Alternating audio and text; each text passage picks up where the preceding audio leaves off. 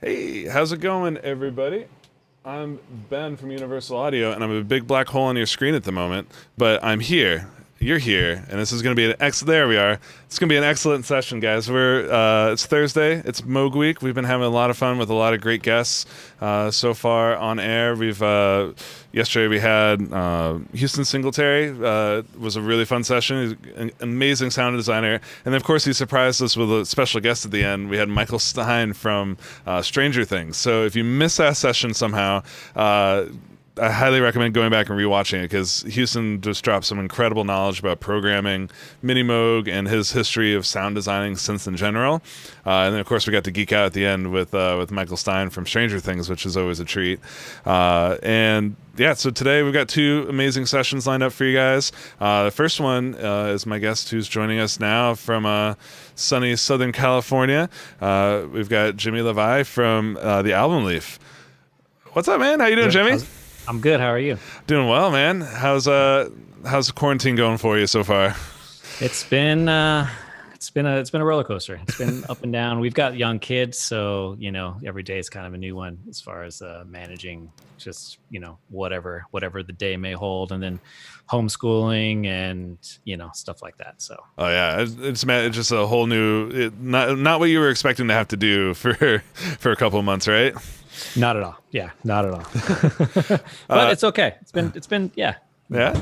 So your studio. So obviously, is your studio built into your house? I presume. Yeah, my studio's built into my house. It's in our garage. I converted a garage over.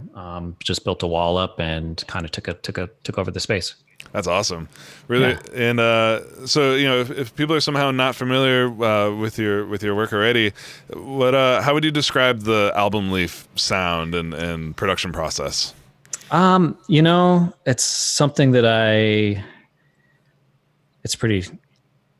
I mean, ultimately, I guess I'd say it's like electronic ambient. That's like the way I take it. But I feel like that's such a broad umbrella that it's electronic music is so vast that it's kind of, I feel like somewhat when I'm talking to someone who has no clue what it is, I feel somewhat kind of inclined to have to like overly explain it because I don't want them to assume that it's dance music, because a lot of times you associate electronic music with dance music, but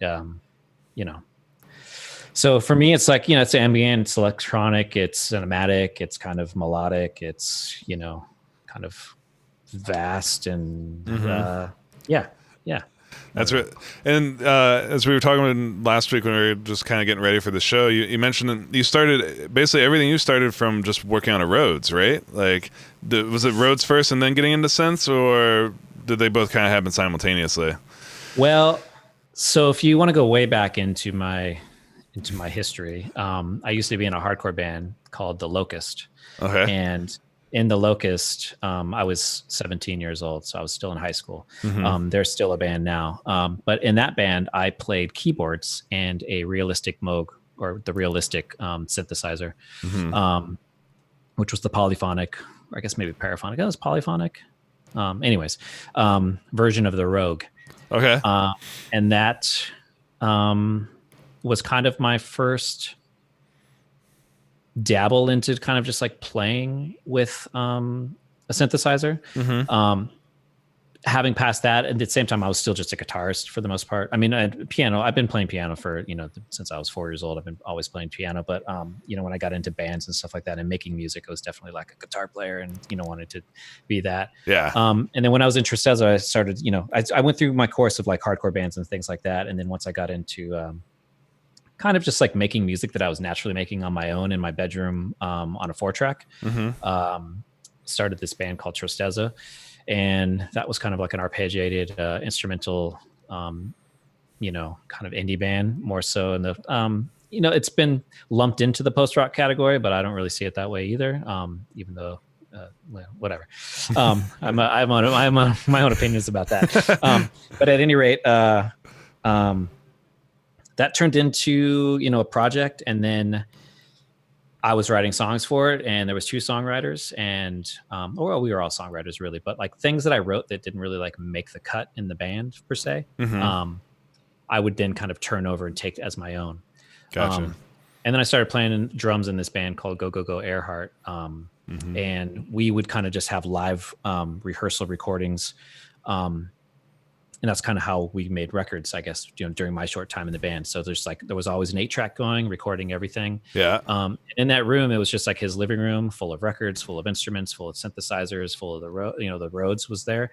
And so every day after practice, I would kind of go over and be like, "What is this instrument?" And I'd like just start playing on the Rhodes. And that me kind of experimenting and discovering that instrument ultimately led to my first record, because he was recording my kind of experimentation of that of because I was kind of like, oh, well, I wrote this song for Tristeza on guitar, but let me see what it sounds like on this instrument. So I turned it over and turned it into that. Nice. And that kind of from there, then I discovered like he had like also a Krumar. Shay Pope had one of those in his setup yesterday. It's like it's kind of like a Russian string synth. Yes. Yeah. I mean, there's a handful of different models. I can't remember which exact model it was, but I basically use that a lot. It's just like a lush, like kind of string pad. And then he also, he had, also, I think it was, this Roland. Oh, I was like, I had one for a minute and I had to sell it when I was broke. And in my young days, it's like, I want to say it's the SH1. Okay. Or the SH9 or something. It's like one of those SHs, but it's not the not standard. the 101, not the 101 that Just everyone blanking. knows. Yeah, I'm just blanking on it, and I think it might even be an SH1000. Okay. At any rate, it was just like this, keys on the top. I don't know what screen I'm talking into because I'm got too many screens here. But I'm like looking at one over here, and then Yeah, you got like 4 monitors all around. And then I'm conscious of this like sound, whatever.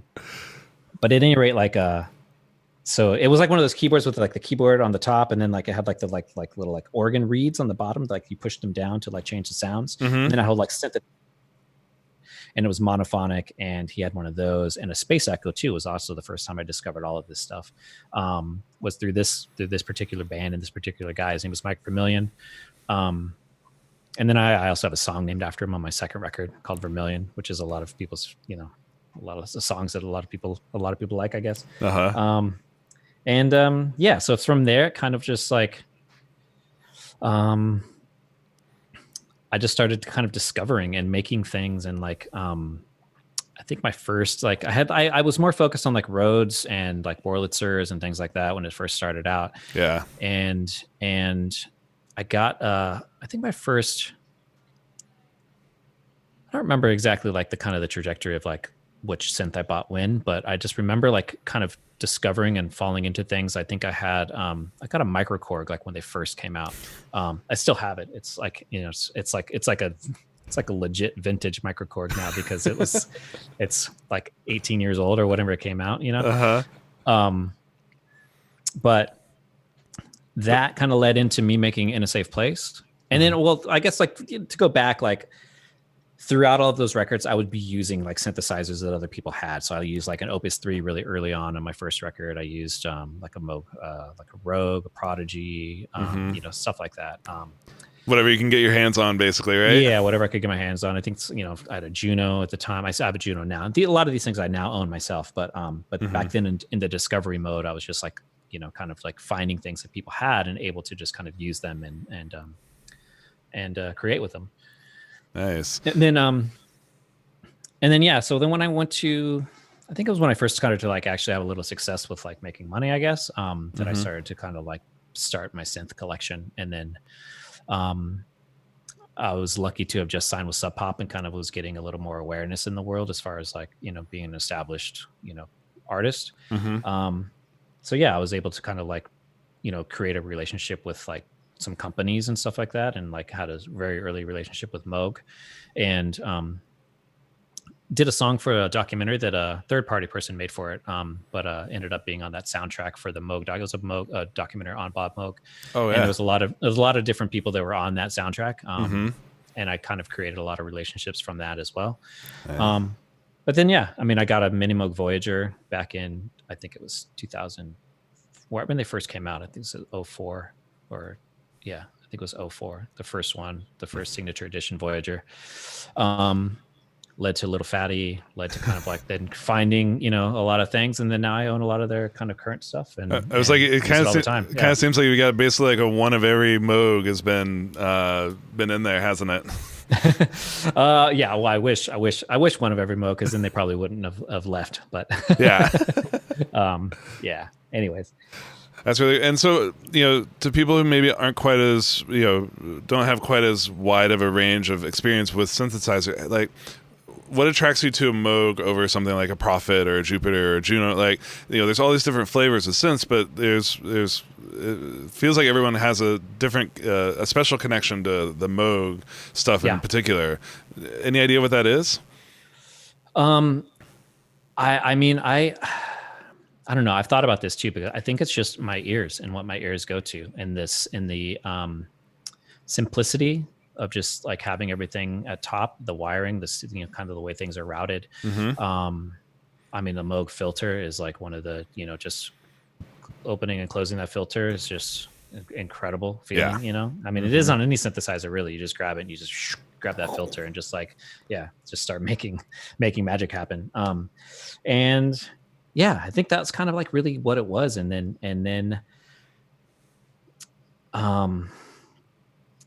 I was a really big Kraftwerk fan, a really big Can fan, a really big kind of like, you know, fan of like Neu and stuff like that. And they did not necessarily use Moog synthesizers, but it was definitely a way to be able to kind of just like associate with a Moog, you know, in a synth in you know, out of the gate, and just kind of wanted to like grab those kinds of sounds.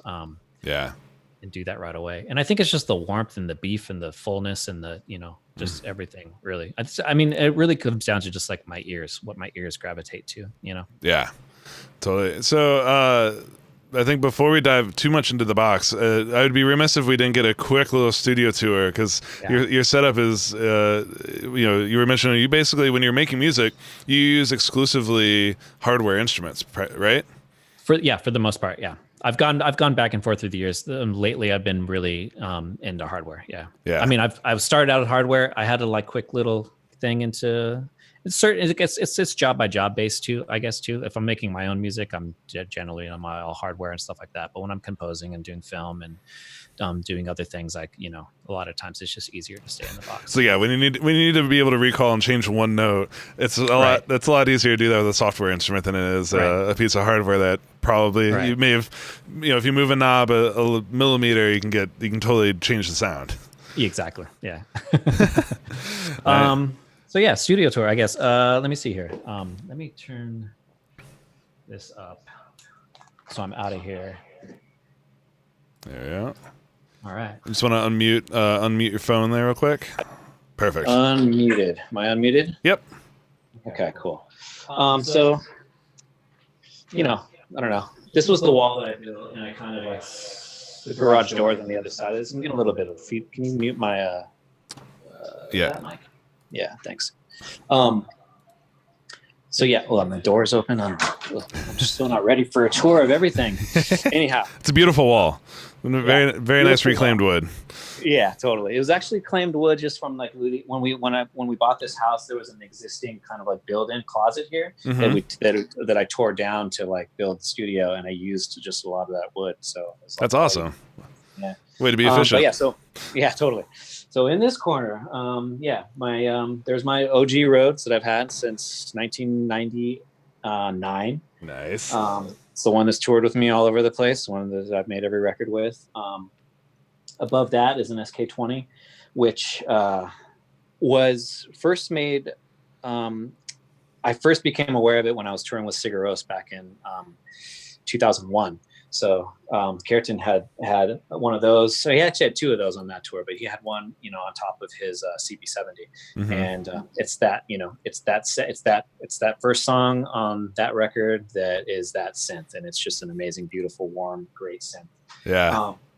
I did a collaboration record with Mark Kozlik back in 2013, and I used that SK20 most kind of like almost exclusively on that record. So that's if anybody hears that, that's what I use. That's the one. And also on top of that is over here too is, well, it's my Juno. And then, good old classic Juno 60. Yeah. On top of here is this old Casio Casio Tone 602. Mm-hmm. And that's a lot of my kind of lead bell sound that I use in a lot of my music is that just resampled around and around and around through, I think I had an Echo Park pedal, and just there's like this certain sound that I used. If you want to get specific, I first used it on that Mark Hosick record called What, and that song is What Happened to My Brother, and it's that melody, and I just resampled it and put it in Ableton, and now I just use it like all of the time. It's basically like so have you not had to power on the real one in a while now that you've got it sampled and preserved? It still has a really warm organ, but I haven't had to power it on in a while. But a song called Seeing You on Into the Blue Again. Also, that organ is that Casio tone organ. It's just like this really, really warm, great synth. I guess it's a Casio. So technically it's synth, right? Or digital piano, something. Yeah, right. Let's see.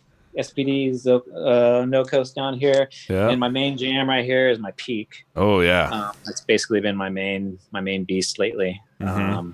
But and then my outboard gear and stuff, lunchbox, mic pre's, things like that. Love that you're rocking the original Apollo still too. Like that's I just started. I just got my upgrade actually. So I'm waiting for it in the mail. But it is the original dude. Got a Vermona synth down here too. Vermona drum synth down here. Hell yeah. Electron stuff. Kind of my workstation. Mm-hmm. Which that's the Prophet desktop. Yeah, Prophet Desktop 08, which I use a lot. Mm-hmm. OP underneath it, which I basically kind of mostly lately have been using for its sequencing and its arpeggiation. Okay. I'll use it as a trigger to trigger my hardware, and then receive from that, and then be able to kind of just play with it that way. Nice. I got a Minotaur down there. Just love that. Love how it's like just Minotaur just under the desk, ready to go whenever you need it. It's just like it's patched in. It's just ready. I just I send it down to there. Over here is my Nord. Nice. Which I have two of because I tour with one, and then I have one that kind of sits, so I can do all my programming on this one and be able to. Because recently I've changed over to kind of touring with a Nord as I've gotten more MIDI and sampled and trigger based and stuff. So I've kind of doing my programming on that. Then Mother 32 DFAM, and then my synth wall. Oh yeah, here we go. This is the goods. Yeah. So everything over here is kind of patched in and goes over to my patch bay over there. Mm-hmm. And then also everything that's got MIDI is also patched in so that I can basically sit there and just select my MIDI channels and shoot it over here. That's awesome. And control. And, within Ableton, you can do program changes too. So I can sit and scroll through sounds and do, everything I really need to do. Mm-hmm. Just kind of sitting there. And which ones? These things I've had for ages too. So I see a Rogue, I see a Voyager, I see a Little Fatty. What's the guy above the Little Fatty? This is Opus 3. Okay. So I've gone Opus 3. Mm-hmm. I'm not sure what's patched in right now. I think. Yep, we got that guy. And if I just move a couple of things, this might be patched in, maybe not.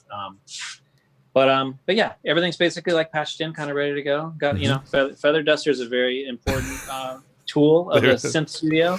Yep. Because you don't touch anything and you can keep it all clean, especially when you're working in a one of the most underrated pieces of audio equipment, right? Is your Feather Duster. You should really charge more for those. They're so important. If we're gonna get on top of this, maybe not. Maybe later this year we'll start working on our Feather Duster emulations and Feather Duster emulator.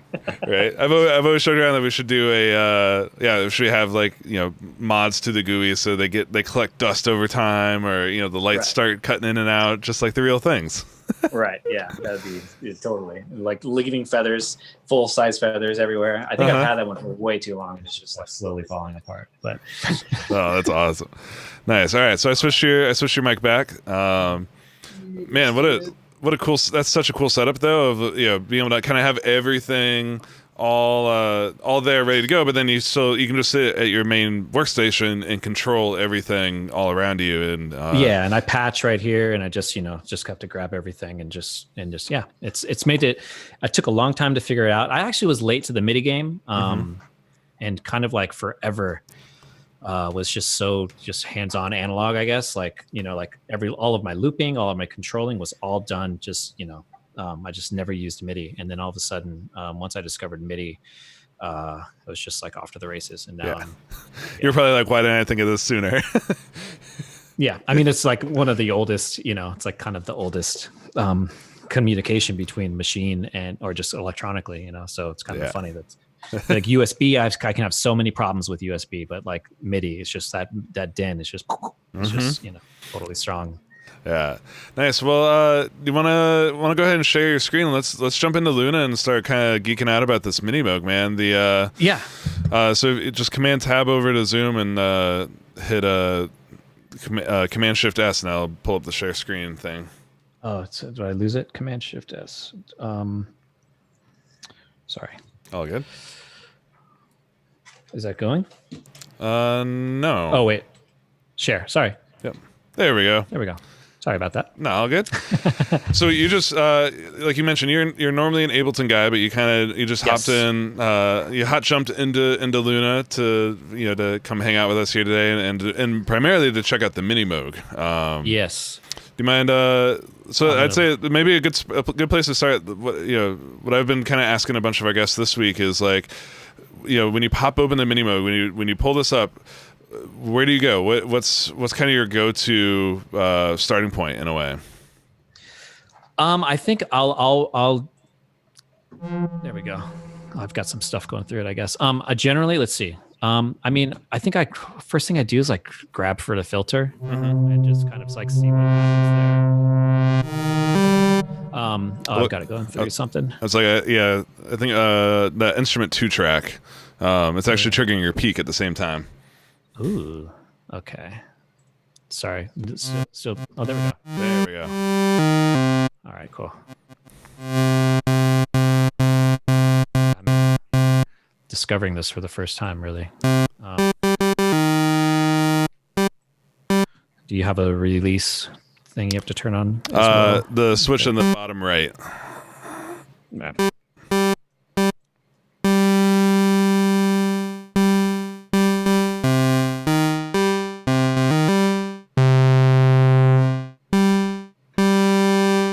Wow, it is really cool. Does it feel like? Yeah, definitely. How come I'm not getting that filter to? The contour is pretty cranked. Oh, right there. It's right. It was. We had it open for a second.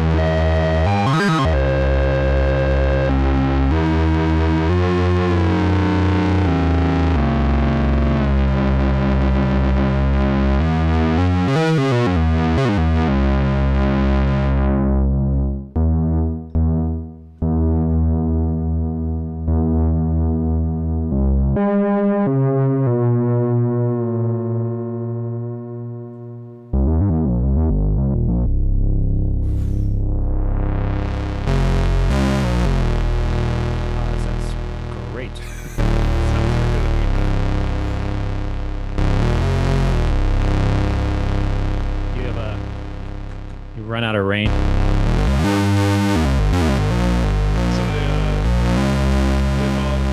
they follow the same. The UAD philosophy is warts and all. So the goal is always to to emulate the hardware as authentically and as true to it as possible. So you just discovered exactly what some other people have. Is it only goes down to like, I think it's like C1 maybe. Right. So just like the real thing, like. But obviously, I still have. Exactly. You can still use the octave controls to get in, get to some of those low lows.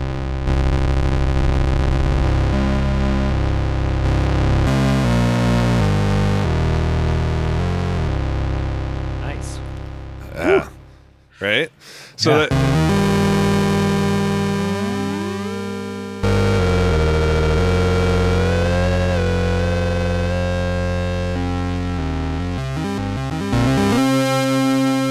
That's actually one of my favorite things that I've is leaving the oscillator 3 opening and tuning it and just playing on it, So almost using it as like a drone that you then can record on top of. Yeah. So it's absolutely. I wonder if I can rebuild this bridge really quick.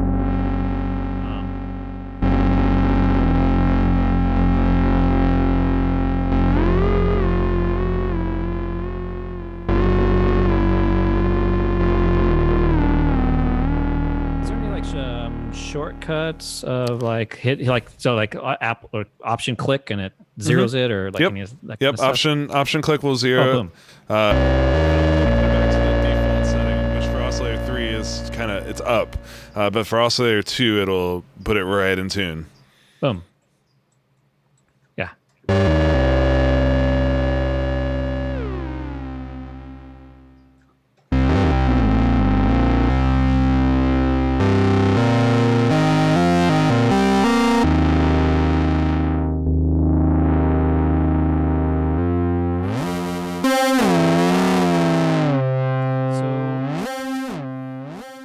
I'm moving the mod wheel. Mm-hmm.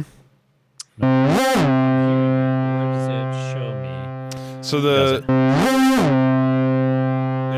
you kind of discovered the downstairs of the Minimoog is kind of the add-on little creature features, right? To make life a little easier in certain ways. Sorry. Yeah, so it allows you. So the mod amount allows you to kind of dial in a set amount of modulation before, and kind of store it with a preset. But as you can tell, your mod wheel will also change that. To the right of that is the modulation sources. So by default, it comes in. I think it's oscillator 3 and noise, but it allows you to then say like, what do you want your mod sources to be, and then they'll affect. So right now you're affecting both the filter modulation and oscillator modulation. So you'd have to go back up top to the red switches. If you wanted the modulation to only control the filter, you'd turn off the oscillator modulation. Right.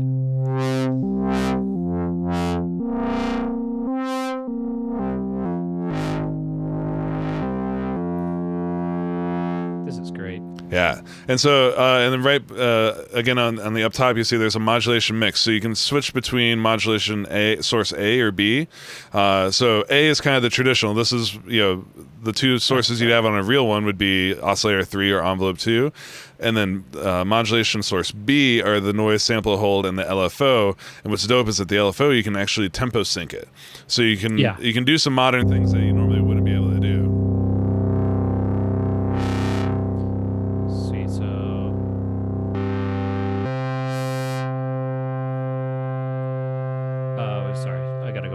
Yeah, exactly. Roll that over to B. No,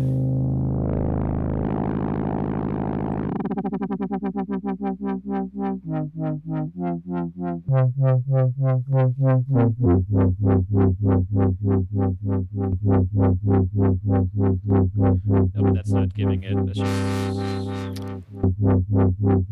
So that's not changing the amount, because where do you can set the amount. Is your mod wheel up? My mod wheel is up, yeah. Yeah. So Exactly. So yeah, you don't get a controller. The only control you get over how much is either the mod wheel or that modulation amount. Nice. And then some of my other favorite things down here too are like the fact that you have a key mode, and you can, the typical a real Minimoog gets always the lowest note. So if you're doing like octave stuff, it'll re-trigger when you go down. But you can actually set it to last, so you can do the opposite.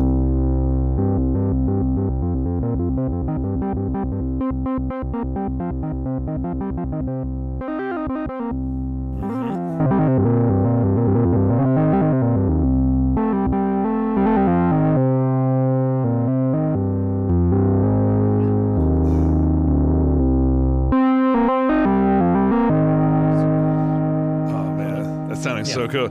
And there's one knob that I don't think you've hit yet, which is the external input, the feedback, man.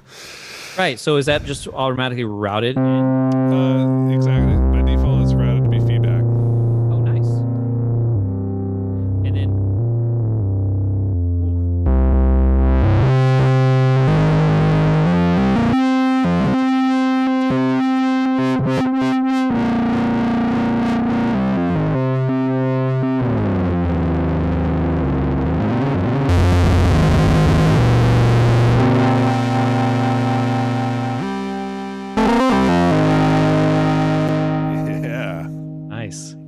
Broke it. I'm just kidding.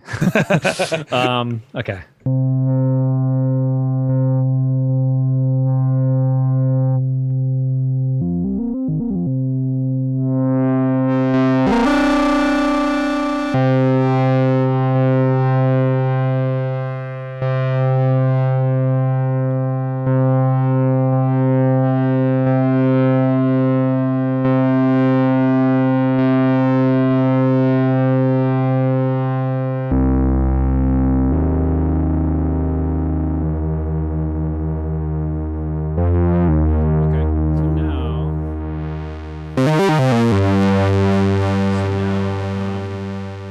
So now, how do you map in Luna?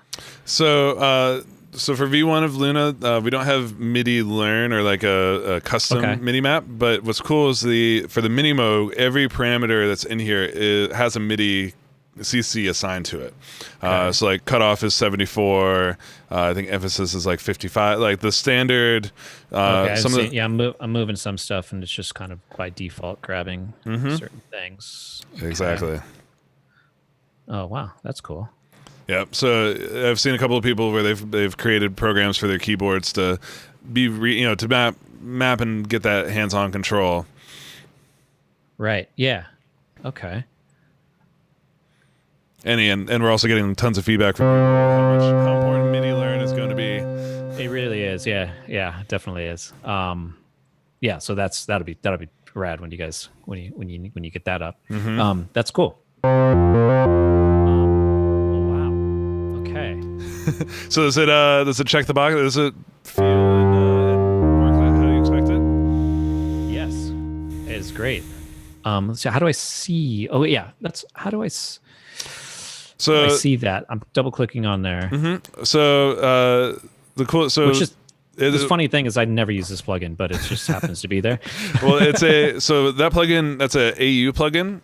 So one of the core functionality, one of the biggest things about Luna is we wanted to have a super low latency workflow. Like the whole point of Apollos and now by way of that, Luna is like we want to connect you to your sounds as quickly as possible. So like whether it's guitar or key or now even with these synthesizers. So when you're in ARM mode, which the yellow button that you just unchecked. Exactly. So you've taken it out of ARM mode. So you're probably feeling a little bit you might be feeling some latency now between the keys and that because it's now processing through. It's pretty good. It's still pretty good.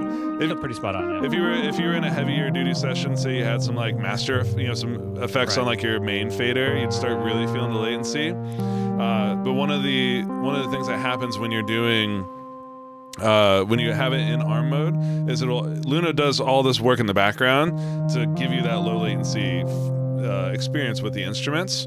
And by doing that, it means that you can't have AU effects. So you could only have UAD effects in real time. Okay. So you could, so you can add delays or distortion or compression, EQ. You can do real-time UAD processing on instruments, just not AU processing. Gotcha. Unless you turn off ARM, which is what we've done here.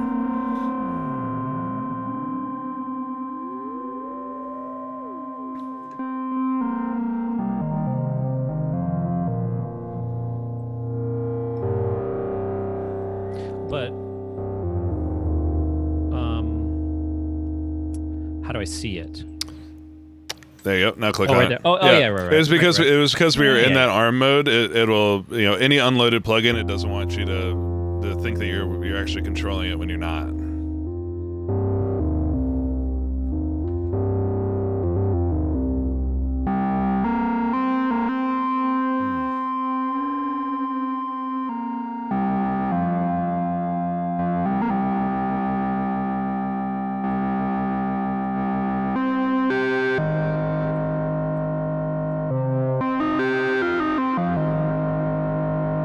Sounds really great. That sounds really. I love the edge on that sound too.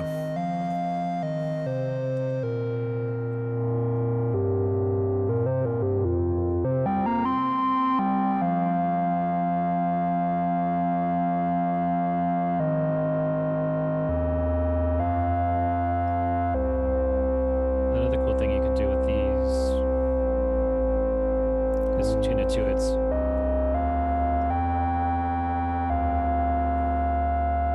turn this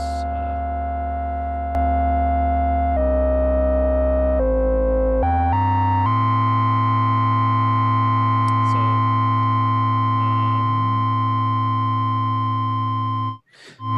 a lot of all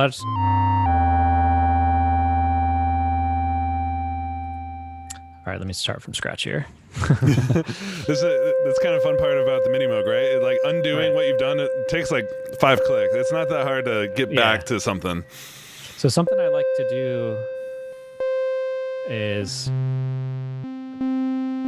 so there we go. We got this C. Let me see. Man, I wish I could. My Voyager is so busted right now, which is sadly needs a little TLC. But I'm trying to just remember this old patch that, like this thing that this patch that I do. But I'll just go ahead and try to redo it here. It's just a matter of just like tuning the oscillators so that you're getting.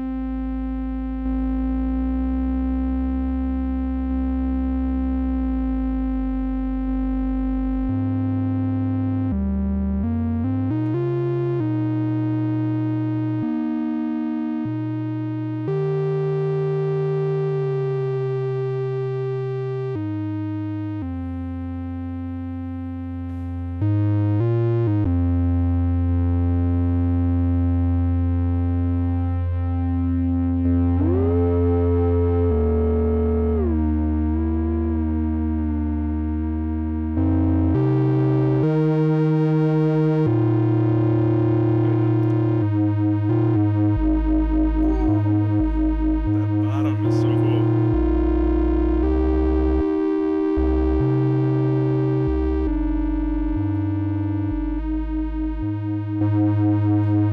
Yeah, something like that. Like you can kind of like create a baseline just by.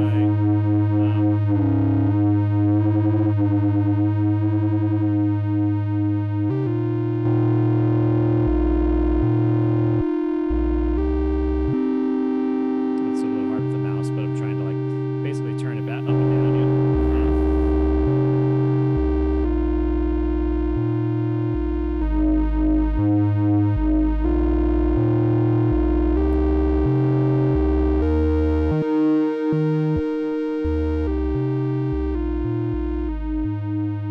Something like that. Dude, that's so rad.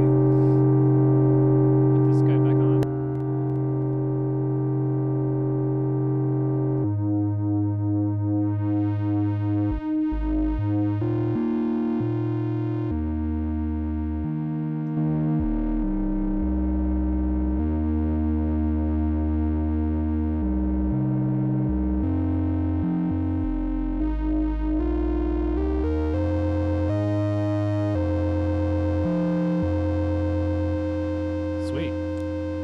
it just comes so naturally.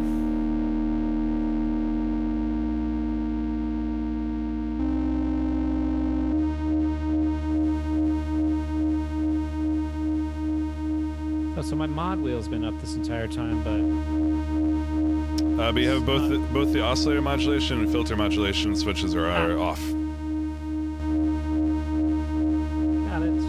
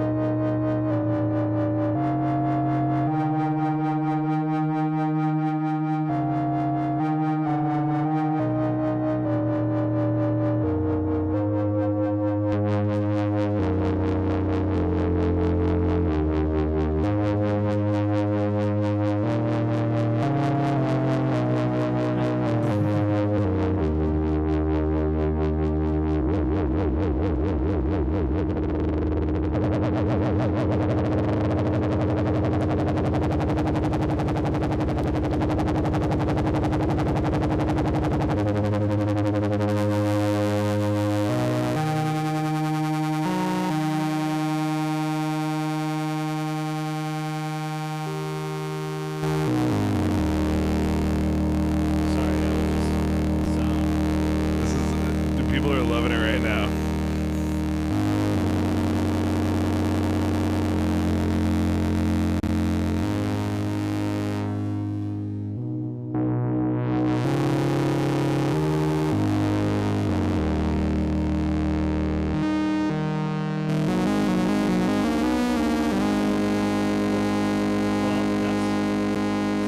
Well, that sounds amazing.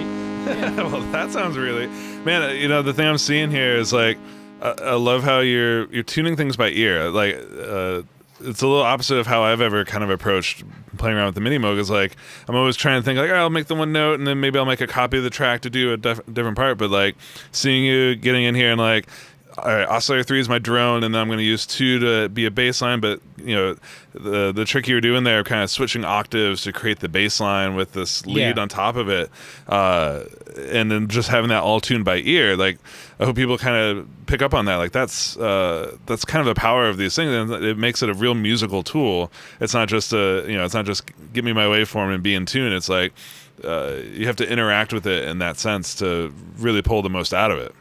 Right. Yeah, I mean, it's like, I don't know. I think that came from there was a song that I did on Into the Blue Again, which was called Wherever I Go, and that was like, I got the Minimoog Voyager, and I have to admit that like, I don't read manuals, and I like really, I'm like, I feel like. Whoops! Right, like, you just go straight. Yeah, I just like go straight in and start like grabbing knobs and like changing things, and then I'm like, if I can't figure out an instrument like on the fly, like right then and there, I start to just like, sorry, I'm just might be distracting. It's like going through all this stuff, but I start to like, just. I don't have like the patience. I'll like go away or something like that. So. Yeah. I'm now like, I'm trying to like, I think that was like one of my biggest things in quarantine was to actually like stop and like pay attention. Just like, all right, let me stop and like actually try to learn something and like, try to really understand what this thing does. Yeah. And like learn it. So that I'm not like, there we go. Woo. This is fun. You ever had this on your streams? Just like constant like cinematography fail. Like, Well, we went from beautiful music to wonderful action movie shaky cam. Right. Like, will he get the camera in the right spot? We never know. I don't know that I will either. I'm like going to be totally constantly fidgeting it. But at any rate, it feels funny to like talk into like something that I'm not, It's all good. It's fine. We're here for the conversation and for the and for the synth love. Right. But yeah, so kind of diving, so which sense are you diving deeper into and actually committing to the manual reading? I really wanted to dive into my Electron Digitact because I know it's super powerful, and I have been the thing with like the music that I've made and like how I've made it is I've never really had like one tool like from the beginning. So I'm always been like when I first started making electronic music and I first started making like beats, I was using Fruity Loops when it first came out, and I would have like Fruity Loops as a standalone instrument. I would write drum beats in there, and then I would bounce them out and then drop them into. Back then, I was using this program called Sony Vegas. And even before it was bought by Sony, it was just Vegas. Yeah, I remember and that.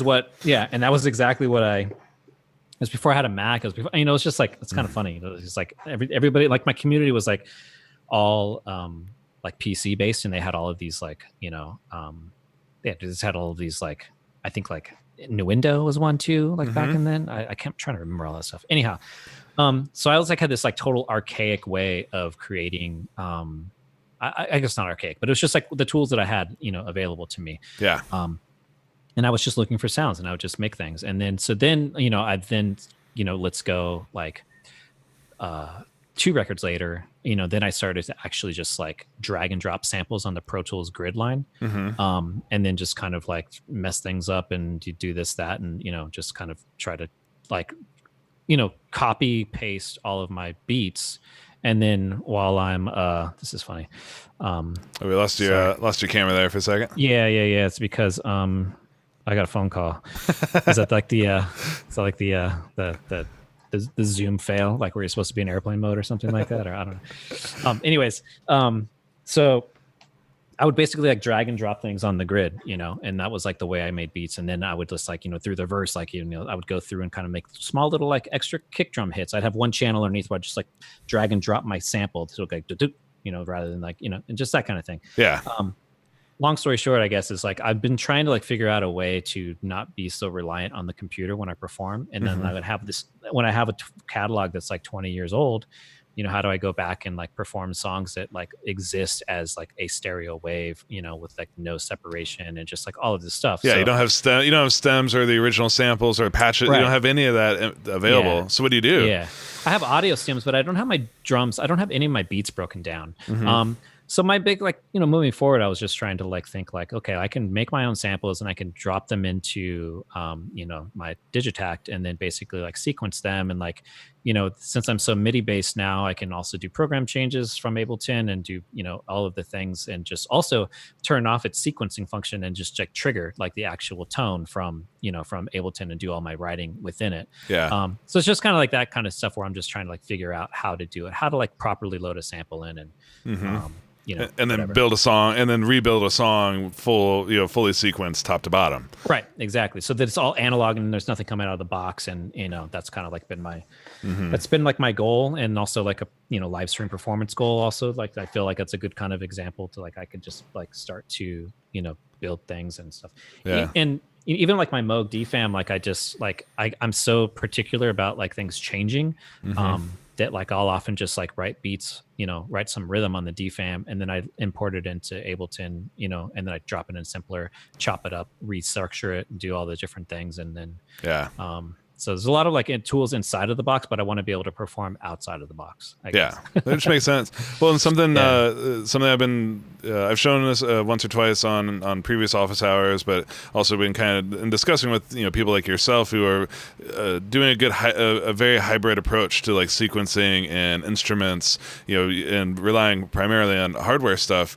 That's kind of I've been showing people like Luna's actually a really cool tool for being able to track be able to record, monitor, record, add effects, do what you need to do, because you've already been using console for so long, so you're familiar with loading stuff up, being able to insert and use UAD processing on the way. Yeah, and but then one caveat I'd say about it is that I've had that old school console for Apollo, so I'm like limited in like how many plugins, like all of a sudden I'm just like disabled. What? Yeah, so I'm excited using lots of legacy versions, I'm sure. Right, yes. Sorry to cut you off. But the cool thing that you can kind of set up is you can set up Luna to basically act as a tape machine. So it can. Yeah, you were saying that. Yeah. You basically you leave it here. You can leave those, and we were playing around this before we went on air of basically setting up different tracks for your different synths and different sequencers, and it's just there to catch the audio. I almost treat it very similar to like what you would send to front of house in a way. Right. It's like here's all the audio stems, all the outputs of these things.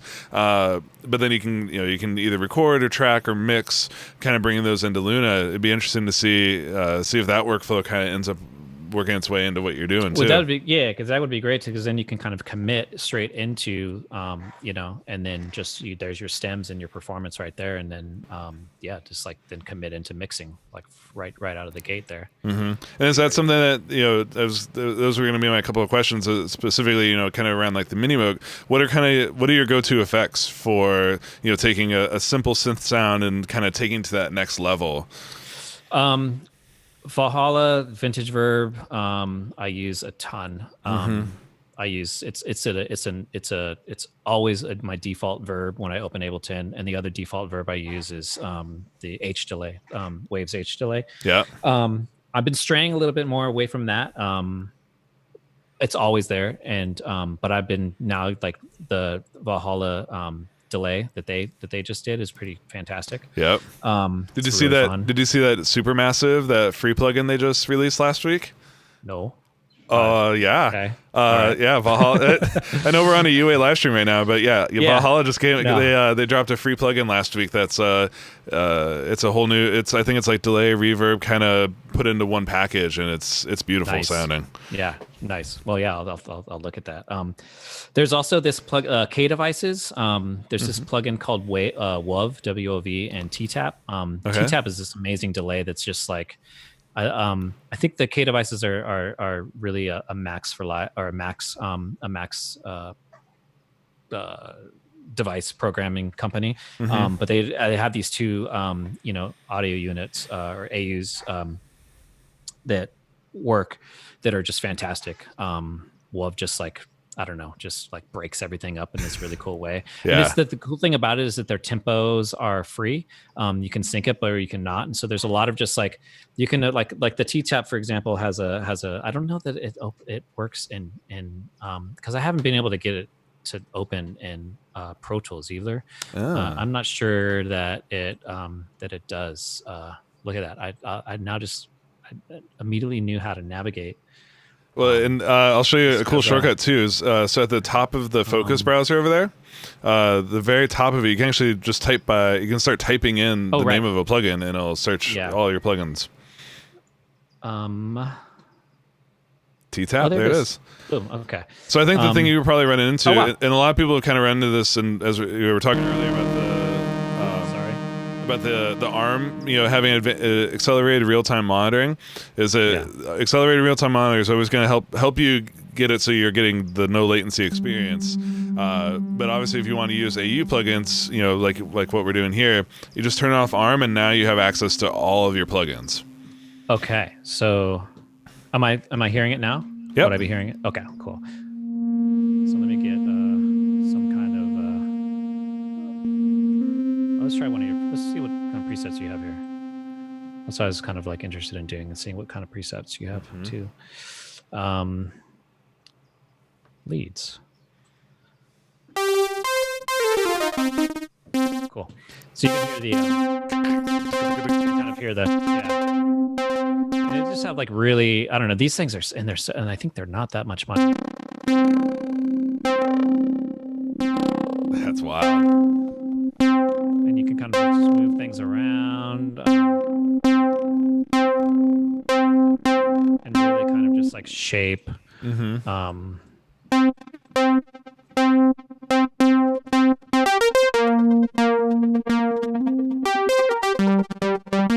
So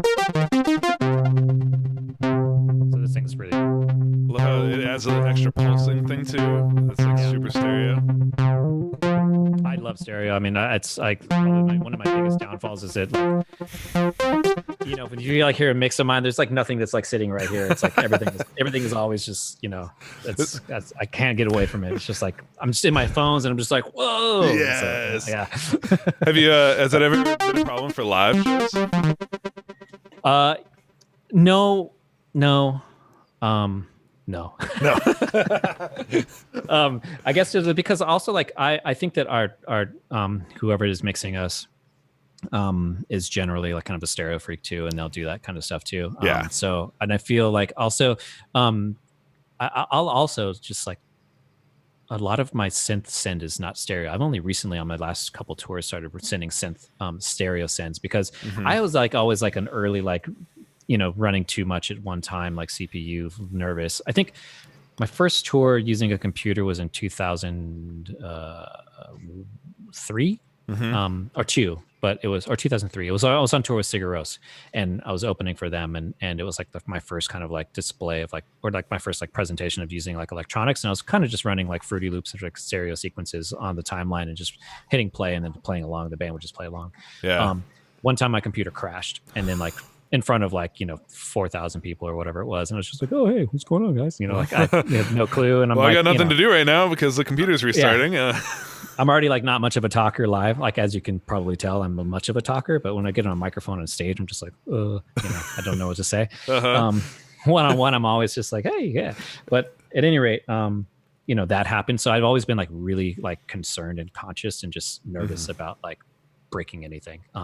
Now my setup is pretty insane. Like it's pretty, you know, there's a lot of like parts and pieces and under the hood, especially my Ableton session and like what happens in between everything, chain selection, devices, et cetera, et cetera, et cetera. But I still don't use any live plugins at all. Everything's printed. All audio. It's all audio. Yeah, it's all Ableton device. So I'm not running any like real time processing. But yeah, that T-Tap is That's really rad. And yeah, because of rad. that, I kind of want to show you the WOV, which is also not working. No, so now right now you're browsing the Moog presets. So gotcha. So to reassign a plugin for T-Tap, click on its. Yeah, if you click on its name, actually in the plugin window, I'll show you. This is a quick way to get to it, and then hit assign. And now type in what? WOV. Yes. Okay, so this is also really just it's like an audio breaker, basically. So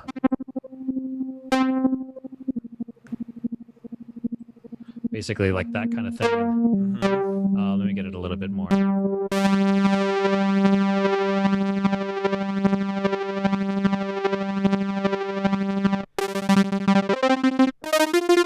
So that's like the plugin, you know, and then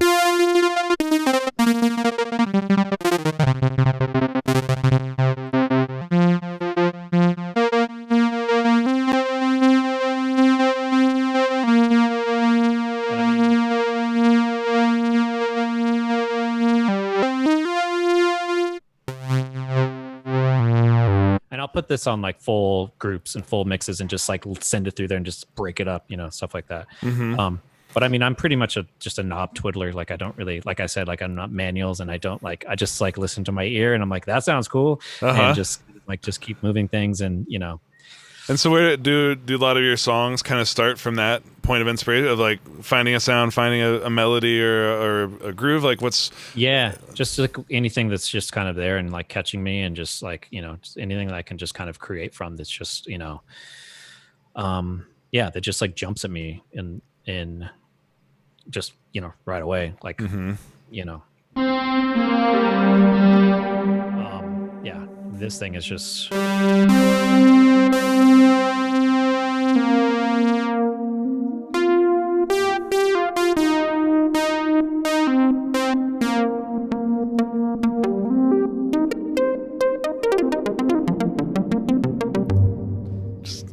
Just the way it fills the room. And then also a lot of sound toys I use. I use a ton of sound toys. But I mean, UA stuff, I mean, almost everything coming in is going through a 610 or going through an 1176 or going through, something like that, almost like permanently in my console. So there's always that. And like I said, I'm just now getting the upgrade. So I'm really like excited about being able to run have even like more a full load. Yeah. Like a full load of everything going in, have a really, just like solid tones coming in. Hell yeah. So you're Fatso, I love the Fatso. Oh, yeah. That thing is just incredible. So are you adding another device? So you're basically gonna keep the Apollo that you have and then add a new Apollo rack to it, or? So right now I have a next 16 coming. So Nice. I have a Rosetta that I've had forever, that I got from a friend actually. And it's just like, I mean, it's great. It's solid. Actually, no, it's not solid. Which is why I'm trying to, to basically, switch it. So I kind of like looked at it that way where I can get, just like, an extra 8 channels as well. Yep. And I use a patch base, so everything's kind of like normal through, and stuff like that too. So, but now I'm like going to be excited about like actually like getting all of my outboard gear kind of wired through the 16. Yep. And just having everything kind of accessible. You're about to get real spoiled real fast. Yeah, no, I have plenty of like inputs, like on the, I mean, I have plenty of things coming into my patch bay. I need no more space on my patch bay, but I do need some more inputs into the going computer. into the computer. Well, that's so I've always been really impressed in the fact that like the Apollo system keeps growing as your system grows. Right, the fact that you don't have to throw away your old Apollo just because you've upgraded a new one. You can actually chain the two together and get the best of both. Right. Yeah. Totally. That's like I'm excited about that for sure. Hell yeah. Echo Boy Jr. too. That dude is. Oh, that's. Yeah. For me, like I basically just go straight to effect rack and just start kind of piling stuff. I love like that being able to just quickly throw things in, and again, the whole idea, right? It's just there it is. Yeah. Okay. Cool. Yeah, it's all accessible. It's all just there. Exactly. Right. Yeah. Because I think I just had like Crystallizer first, and then I had Echo Boy, and then I had like Filter Freak, and then Autopan, and then I was like, oh, I'm just gonna do it, and then the effects rack came in. But yeah, the effects rack and the chain is it's really great. Oh yeah, really, really great. Nice. Well, Jimmy, man, we could hang out and geek out about effects all day long. We could easily do this all day long, but I want we got another show coming up here at 4, actually. We've got Ariel Rekscheid is coming on, and he's got his buddy who is named Buddy Ross, incredible keyboard player for Frank Ocean, is going to be joining him as well. So it's going to be a similar show where we're going to be sitting here geeking out inside of Luna, hanging out with the Minimoog and kind of exploring the sound and possibilities. So I got to get ready for that show. But Jimmy, before I leave you, where for people who want to follow you, hear more music, get to know you more, what's the best way for people to find the Album Leaf stuff? I am admittedly like probably the most terrible at social media, but they all exist. They're all there. So at the Album Leaf, pretty much everywhere. Awesome. And then SoundCloud I think is most. I got a lot of stuff kind of always popping up there. Musically, like I'm not much of a talker, but like I'll be putting a lot of music. I like to put a lot of the music into the world. So yeah, just search the Album Leaf. That's my recommendation. Just go to Google and just hit the Album Leaf, and then nice, and then go there. Awesome. Well, man, this is so cool. It was inspiring to see just how you grab the Minimoog and made it do what you wanted to do just instantly, and you've already unlocked some cool ideas that I'm going to try out this weekend inside the Minimoog. So thanks so much for joining us, and thank you everybody for tuning in. Like I said, we'll be back here at 4 p.m. PST with Ariel, and we're gonna have some more fun geeking out here with the Minimoog. So I'll see you guys there. Awesome. Thanks, Ben. Yep.